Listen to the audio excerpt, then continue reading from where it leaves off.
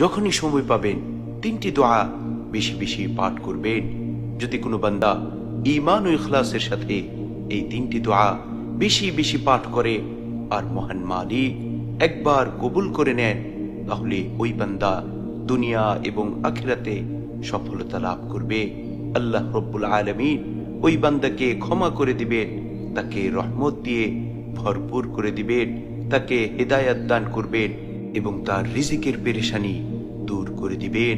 সেই তিনটি দোয়ার মধ্যে প্রথম দোয়াটি হচ্ছে আল্লাহুম্মা গফিরলি ওয়ারহামনি ওয়াহদিনি ওয়াআফিনি ওয়ারযুকনি।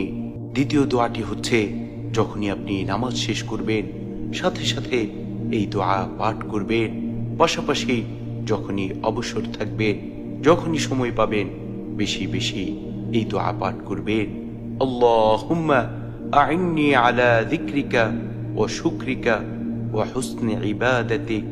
3 নম্বর দোয়াটি হচ্ছে যখনই আপনি কঠিন বিপদে পড়ে যাবেন, ভয়ঙ্কর মুসিবতে পড়ে যাবেন, পাশাপাশি যখনই আপনি সময় পাবেন বেশি বেশি এই দোয়া পাঠ করবেন। ইয়া হাইয়্যু ইয়া কাইয়্যুম বিরহমাতিকা আস্তাগীথ।